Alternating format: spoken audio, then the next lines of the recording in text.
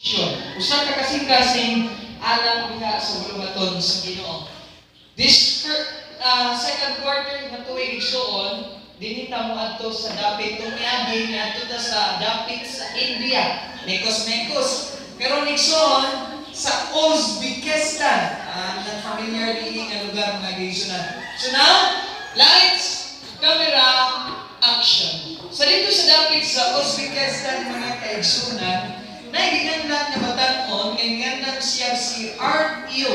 O, tawag na namin in short si Art mga kaigsunan. Sa bata pa si Art mga kaigsunan, nagdago siya sa iyahang papa o sa iyahang lola mga higala o mga kaigsunan. Ang iyang papa o iyang lola, sa 5 years old pa si Art Yu mga kaigsunan, nagasimba sila sa atong tulunghaan o sa atong simbahan, Iglesia Adventista mga higala o mga kaigsunan. Apan igsuon, because kini si Art Yu, ang iyang mama na napoy kapikas kinabuhi, sa kapikas kinabuhi nga lahi mga higala o igsuon, nadesisyonan sa iyang lola o papa na ipadako o magpuyo si Art dito sa iyang mama o sa iyang stepfather.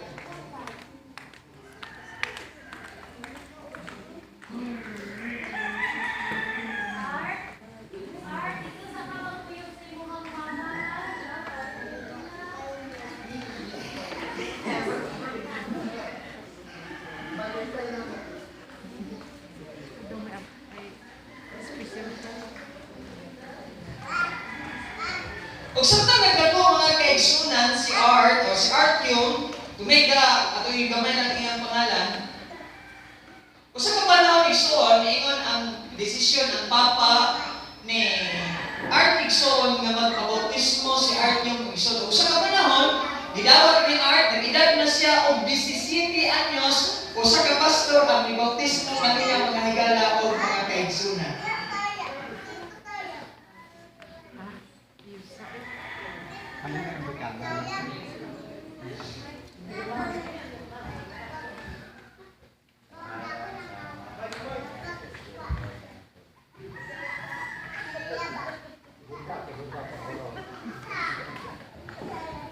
Sa bilang mga panahon mga higala igsoon, kay tungod si Art wala nagdako na sa iyang lola o sa iyang papa nga Adventista, nagdako siya sa iyang mama o sa iyang stepfather nga dili Adventist mga kaigsunan.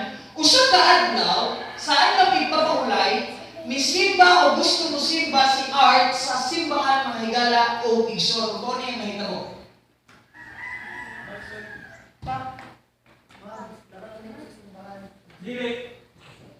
Dili tadi. Umusimba ka. Paglayas dili. Dali mo kami. Bataw.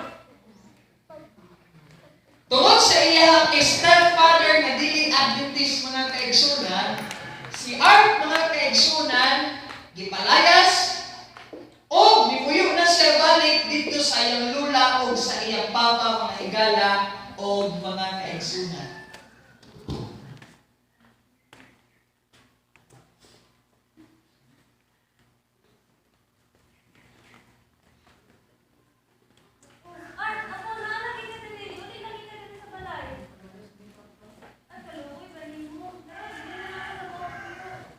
O tungod niya ito igsuon, sa pagbalhin ni Art sa panimalay sa iyang lula o papa nga mga Adventista, pila ka mga panahon igsuon, nagpadayon sa pagpangalagad o pagsimba si Art sa iyang buhing nga Diyos. Apan igsuon!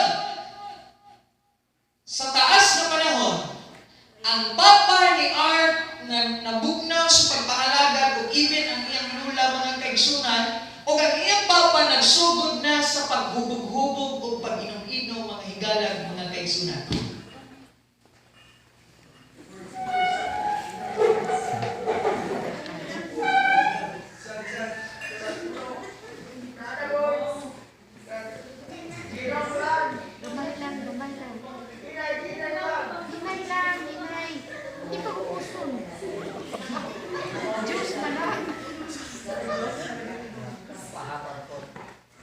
O tungod igsuon, ang papa ni Art o bisan ang iyang lola nabugnaw sa pagpangalagad, sumalag sa atong ingon igsuon, nagsugod sa pag-inom-inom ang iyang papa igsuon. Usa ka panahon na usab, Si Art mga kaigsunan gusto mo simba sa adlaw ipapahulay. Mao ni ang hitabo.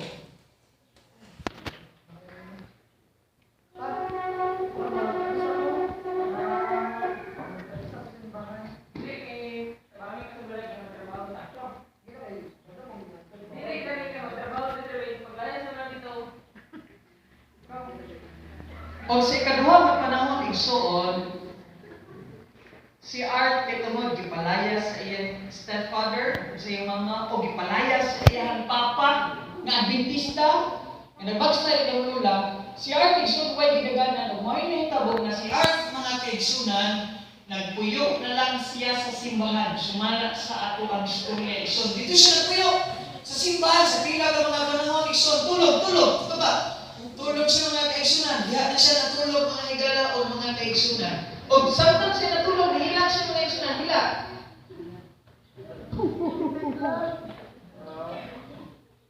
Panahon ni Sean, sumilabay ng panahon kay Wanay Daganan si Art, dito din siya nagpuyo sa ato simbahan mga higala o mga kaigsunan. Tungod ninyo pagkita po Sean, tungod sa kaluoy ni Art at ni sa mama at sa lula o papa ni Art igsoon, ilang gikuha balik si Art aron mobalik sa pagpuyo sa ilang panimalay mga kaigsunan.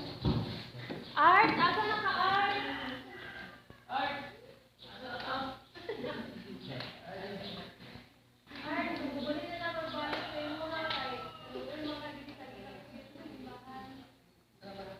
ug tungod ni Art igsoon nahiuli si Art kauban niyang lula o ang iyang papa. Ug sa milabay ng panahon igsoon, kani si Art igsoon na si kasing-kasing sa pagtabang diha sa buluhaton sa Ginoo. Sa panahon kauban ang mga kaigsunan niya. Mga kaigsunan. Okay. Nag-ampo si Art sa Ginoo. Kaya mahitabo mga kaigsunan,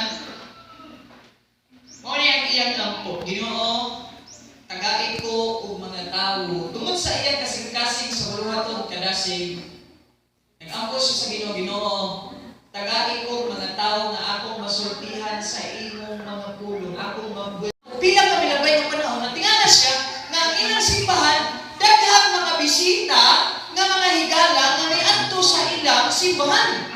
O tungod niini igsoon, si Art iyang gibay gustadihan, tungod sa iyang ampo, gibay gustadihan niya kining mga tawhana nga may bisita sa ilang iglesia mga kaigsunan.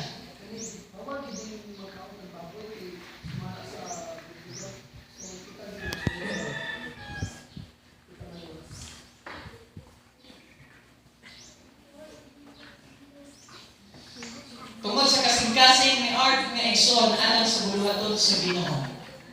Usa ka panahon, may usa ka missionary nga nainhan nga ginatawag og ang missionary igsoon is global mission. Nga miabot sa ilang dapit igsoon.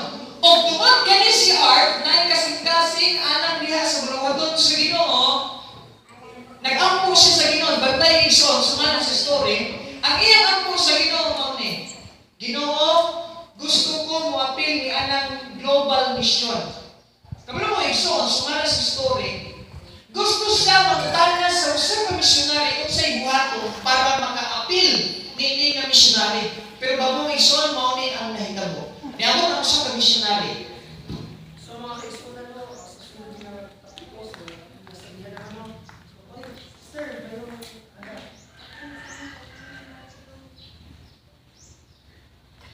O tungod niya ito mga igsoon, sa wala pa nakutana si Art sa pagka-missionary, gitubag na sa Ginoo nga miapil siya sa pagka-missionary. O karon igsoon, si Art mga igsoon nagedad siya og 22 years old, nahimo na siya membro sa ginatawag natong global mission dito sa ilang dapit mga higala o mga kaigsunan. Kung mao kini ang atong drama presentation niini kabutagon mga higala o igsoon. Napahinumdum ka nato igsoon usahay sa atong pagpangalagad.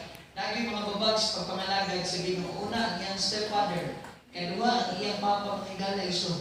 Pero tungod kani si Art na siya kasing-kasing sa pagtabong sa buluhaton sa Ginoo, pag-Bible study, pag-apil sa missionary nga kaigsunan, ang Dios gitubag yun ang iyang mga pag-amo. Amen. Alam ka natin sa pagpahinumdum sa kung kita nalay kinasing-kasing kung paghigugma diha sa buhat sa Dios, ang Dios dili gyud mo biya sa matag usa kana. Alam ka